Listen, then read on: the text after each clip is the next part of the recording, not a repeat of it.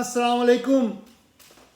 بنو میں چند دن پہلے جو پرامن مظاہرین پر فائرنگ ہوئی اور اس میں ایک شخص ہلاک اور کئی شدید زخمی ہوئے، میں اس کی شدید مذمت کرتا ہوں اور میں صوبے کے وزیر اعلیٰ کو براہ راست ذمہ دار سمجھتا ہوں اس واقعے کا، اس لیے کہ جو چیف ایگزیکٹو ہے صوبے کا، پولیس اس کے انڈر میں، سیکیورٹی ادارے اس کے انڈر میں، انہیں معلوم ہے ڈسٹرکٹ کی جو ایڈمنسٹریشن ہے وہ انہیں رپورٹ دیتی ہے کہ مظاہرے میں کیا ہو رہا ہے اور کتنے لوگ ہیں اور کیا ہے، اور اس کے باوجود پرامن طریقے سے انہیں ہینڈل کرنے کے بجائے ان سیکیورٹی اداروں نے فائرنگ کی اور ایک شخص ہلاک ہو کئی زخمی ہوئے. تو یہ ذمہ داری چیف ایگزیکٹو کی بنتی ہے. سب سے پہلے چیف ایگزیکٹو کو جواب دہ ہونا چاہیے، چیف ایگزیکٹو کو بتانا چاہیے کہ اس کی اجازت کے بغیر گولی کیوں چلی، اور اگر چلی ہے تو وہ اس نے کیا اقدام کیا. یہ جو ہم ہر دفعہ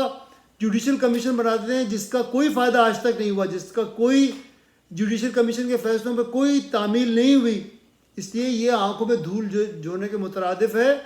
اگر آپ کو یاد ہو جب پنجاب میں ماڈل ٹاؤن میں فائرنگ ہوئی تھی اور کئی لوگ اس میں شہید ہوئے، تو ہم سب نے مل کے چیف ایگزیکٹو کو اس کا ذمہ دار ٹھہرایا تھا اور اس کی ریزگنیشن کا مطالبہ کیا تھا. میں آج ریزگنیشن کا مطالبہ نہیں کر رہا، لیکن میں یہ ضرور کہتا ہوں کہ آج بھی چیف ایگزیکٹو جو ہے، وزیر اعلیٰ جو ہے خیبر پختونخوا کا، وہ ذمہ دار ہے اس واقعے کا، اور اس سے جواب طلبی ہونی چاہیے اور اس سے پوچھا جانا چاہیے کہ آپ کے صوبے میں آپ کی اجازت کے بغیر یا آپ کی اجازت سے فائرنگ کیوں ہوئی.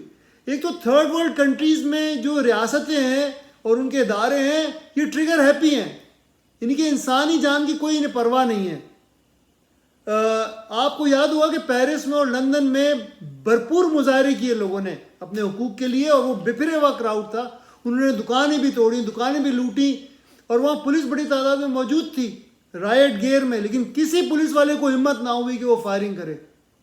بعد میں عدالتوں سے ان مظاہرین پہ جو لیڈ کر رہے تھے، جو ملوث تھے دکانیں توڑنے میں اور لوٹنے میں، انہیں سزائیں دی گئیں کورٹ سے.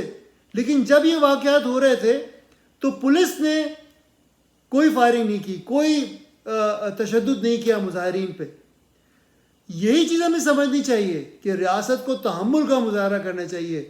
اب آپ دیکھیں، نہ آپ ان کا ووٹ گنتے ہیں، جو آپ نے بجلی کے غلط معاہدے کیے ہیں اس کا بوجھ بھی آپ عوام پہ لادتے ہیں. آپ جب بھی دفتر میں، کسی سرکاری دفتر میں جاتے ہیں، آپ ان سے رشوت طلب کرتے ہیں ان کے کام کرنے کے لیے. آپ نے ہر طرح سے لوگوں کو دبایا ہوا ہے، آپ انہیں احتجاج کا حق بھی نہیں دے رہے، پرامن احتجاج کا. تو یہ پریشر کوکر بنا دیا آپ نے پاکستان کو، اور یہ پریشر کوکر کسی دن پھٹے گا اور سب کچھ اپنے ساتھ بہا کر لے جائے گا، برباد کر دے گا. اس کو سمجھنا چاہیے ریاستی اداروں کو بھی. یہ جو فارم 47 کی حکومتیں ہیں خیبر پختونخوا میں، صوبوں میں اور مرکز میں، انہیں سمجھنا چاہیے کہ عوام کے غصے کو مزید ہوا نہ دیں اور اسے ٹھنڈا کرنے کی کوشش کریں. ہمارے تھرڈ ورلڈ کنٹریز میں یہ عام رواج ہے. میں نے کہا نا آپ سے، اب کینیا میں لوگوں نے اپنے حقوق کے لیے کھڑے ہوئے، ان پہ جو ٹیکس لگایا گیا تھا اس کے لیے کھڑے ہوئے، انہوں نے مطالبہ کیا کہ وہ ٹیکس واپس لیا جائے. ہم تو ایسے لوگ ہیں کہ ہم پہ مزید بوجھ ڈلتا جا رہا ہے، لیکن ہم خاموش ہیں، ہم برداشت کر رہے ہیں. لیکن کینیا میں لوگوں نے کہا کہ ہم برداشت نہیں کریں گے، اور لوگ نکلے روڈوں پہ اور انہوں نے اپنے مطالبہ منوایا اور ٹیکس ان کو واپس لینا پڑا. لیکن اب ان کا مطالبہ ایک اور ہے. اگر آپ کو یاد ہو تو میں آپ کو 2 سال سے بتا رہا ہوں کہ جو حالات چل رہے ہیں ملک کے، اس میں مائنس ہال کرنا پڑے گا. اور کہ میں خوشی سے نہیں کہہ رہا کہ مائنس ہال ہو، میری یہ خواہش ہے، میں نے کوشش کی ہے کہ سیاستدان اپنے عمل کو ٹھیک کریں اور سیاستدان صحیح فیصلے کے لیے کی قابلیت دکھائیں، ورنہ تو لوگ مائنس ہال کرنے کو تیار ہیں. اب کینیا میں بھی یہی ہوا. کینیا میں جو نوجوان نکلے اس پروٹیسٹ موومنٹ میں، جو ٹیکس بڑھنے کے بعد ہوئی تھی پروٹیسٹ، اس میں اب ان کا مطالبہ یہ ہے کہ جو موجودہ سیاسی کیڈر ہے، جو موجودہ سیاسی قیادت ہے، یہ ناکام ہو چکی ہے اور اب انہیں مائنس کیے جائے اور نئی قیادت کو لایا جائے. ہر جمہوری ملک میں دیکھیں عوام کی رائے کو ترجیح دی جاتی ہے. اب آپ امریکہ کو دیکھ لیں کہ موجودہ صدر بائیڈن جو ہیں وہ چاہتے ہیں کہ دوبارہ ری الیکشن میں جائیں، لیکن ان کی عمر ایسی ہو گئی ہے کہ شاید ان سے ریاست کا جو کام ہوتا ہے وہ نہ ہو سکے.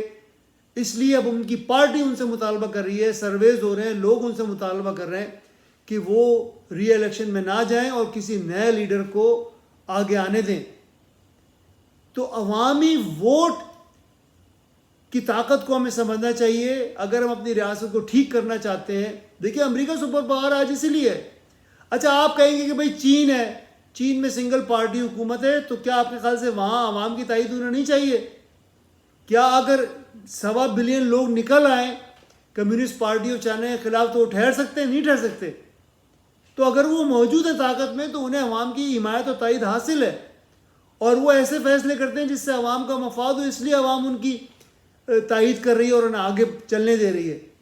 تو یہ بات ہماری ریاست کو سمجھنا چاہیے، ہماری حکومتوں کو سمجھنا چاہیے کہ آپ عوام کی حمایت کھو چکے ہیں اور وہ اب آپ پہ اعتبار نہیں کرتے۔ اگر آپ نے وہ اعتماد واپس بحال کرنا ہے تو آپ کو ٹھیک فیصلے کرنے پڑیں گے، ٹیکسوں کا بوجھ ان پہ کم کرنا پڑے گا، بجلی کی قیمت کم کرنی پڑے گی، اپنے خرچے کم کرنے پڑیں گے، اور سیاسی، سماجی اور معاشی استحکام اس ملک کو دینا ہوگا، ورنہ یہ قوم پرتشدد معنی سوال کے لیے تیار ہو جائے گی، اور یہ بہت خوفناک بات ہوگی۔ مجھے تو بڑا ڈر لگتا ہے اس سے۔ میں چاہتا ہوں کہ پرامن طریقے سے اس ملک کے حالات ٹھیک ہوں، ہمارے جو دنیا میں ہماری سبکی ہو رہی ہے، دنیا میں جو ہماری بدنامی ہو رہی ہے وہ ختم ہو، اور ایک اچھی اور پروگریسو قوم کے طور پر آگے بڑھیں۔ شکریہ۔